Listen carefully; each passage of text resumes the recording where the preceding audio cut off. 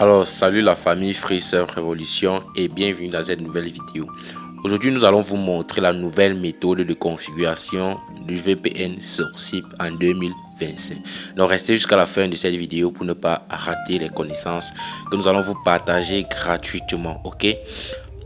Dans un premier temps, je vais aller consulter mon compte pour qu'on se rassure que je n'ai pas de connexion internet parce que je ne fais pas du fake ici les gars. Moi je vais taper le étoile 123 étoile 10 étoile 99 dièse. Je vais lancer sur la SIM 1 parce que c'est ma SIM MTN. Là on voit ici le forfait de 500, je suis à 0 kHz. Le forfait de 1000 francs, je suis à 0 kHz. Si nous cliquons sur Next en tapant 2 0 et vous voyez que je suis à 0 kHz les gars. Là on doit rentrer en arrière et on doit aller dans l'application Sourcip. Là on doit lancer l'application et directement on doit arriver sur cette première fenêtre. On doit cliquer ici au niveau de paramètres les gars. Et à ce niveau cette configuration ne marche plus, où il fallait aller mettre le serveur gratuit dans le serveur free. À ce niveau, voilà le serveur free. Il fallait aller mettre ce serveur à jour à tout moment pour pouvoir utiliser Sourcip. Mais dans cette configuration, vous n'avez pas besoin de mettre le serveur à jour parce que je possède déjà un serveur privé les gars. Ok, donc on doit cliquer ici. Là on a mis tunnel mode. Ok, on doit sélectionner le mode de configuration. Donc on clique ici et on doit sélectionner à ce niveau le mode Ghostom SSH les gars. Après avoir sélectionné, nous allons tout simplement cliquer sur configurer SSH. Ok, et vous voyez à ce niveau on nous demande de mettre l'adresse IP, le port, le payload, le username, le password. Et ici en bas, là on a mis proxy serveur, on nous demande encore de mettre le IP, le port, le username et le mot de passe. Donc on doit remplir toutes ces cases pour pouvoir réussir cette configuration les gars. Bon, je vais aller dans mon bloc-notes pour importer les informations de mon serveur privé les gars. Donc je vais chercher là où j'ai mis mon serveur privé. J'ai plusieurs serveurs.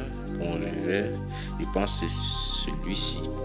Ok, là je vais d'abord commencer par importer mon adresse IP. Donc je clique sur copier et je reviens à ce niveau ici.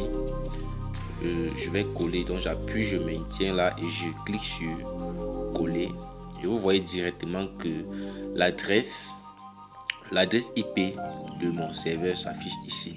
Et nous allons par la suite mettre deux points pour pouvoir séparer l'adresse IP et le port. Ok, donc on doit mettre le port les gars. Je vais pas juste importer le port.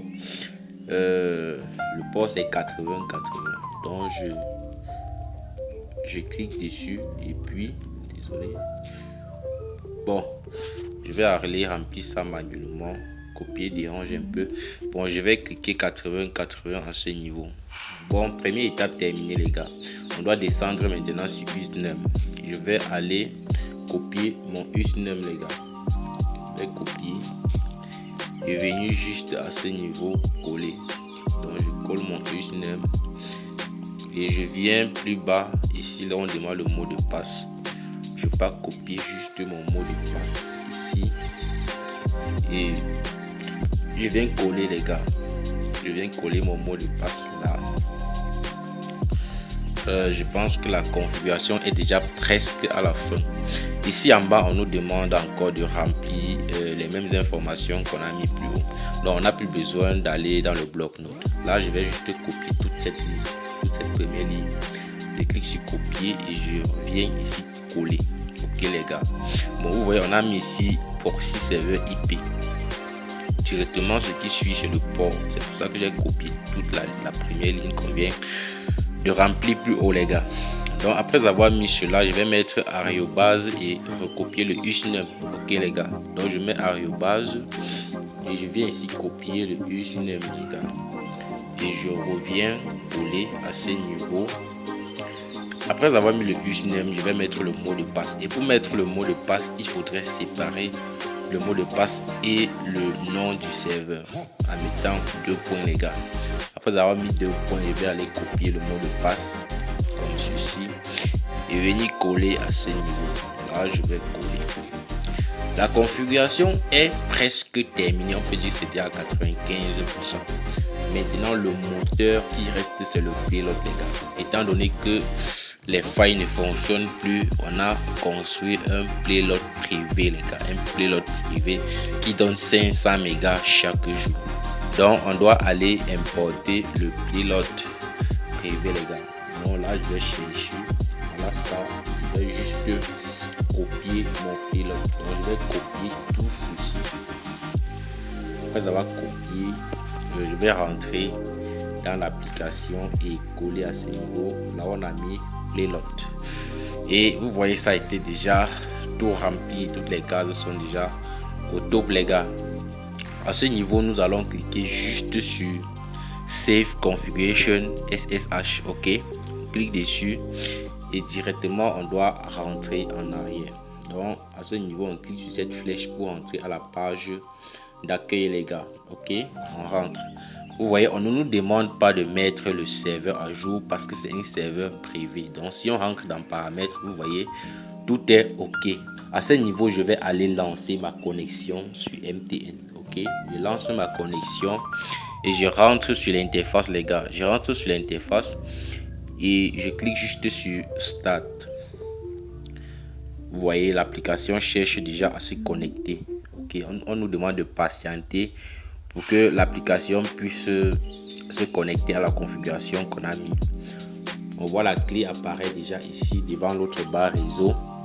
SSH Reconnecting. OK, les gars, c'est en train de se reconnecter. Et voilà notre application Sorzip qui s'est connectée, les gars. Donc on doit juste aller tester pour voir si ça fonctionne. Vous voyez, à ce niveau, ça a mis le point rouge. Ça veut dire que ça passe, les gars. Donc on doit aller ouvrir un site pour pouvoir tester. On doit commencer d'abord par Facebook ici à ce niveau. Sur l'application Facebook, les gars. Donc, on lance Facebook, on doit patienter pour que cela puisse se charger. Et voilà, nous sommes déjà sur Facebook, les gars. Nous sommes sur Facebook. Le téléphone est un peu lent, parce que c'est aussi déchargé. Vous voyez, c'est à 2% du téléphone. Bon, ça passe, les gars. Ça passe. Nous partons sur l'onglet des vidéos. Et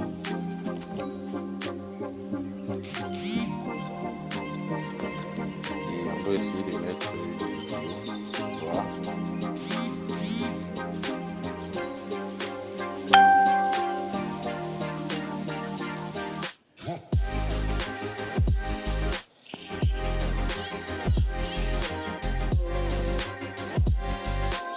Et voilà, ça passe très bien, les gars. Ça passe très bien. On doit scroller. Et vous voyez comment les messages entrent.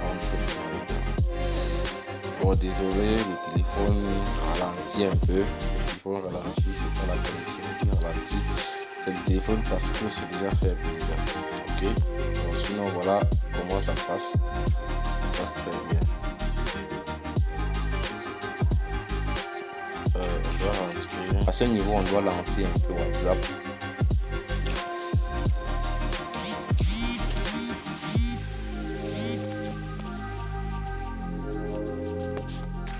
Voilà les conversations WhatsApp, les gars.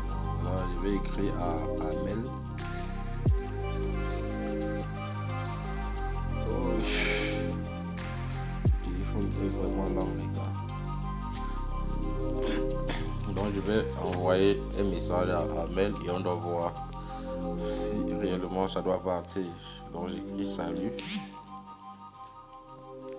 Donc voilà le message qu'on vient d'envoyer à Amel qui est parti. Ce qui certifie que la connexion passe normalement, les gars.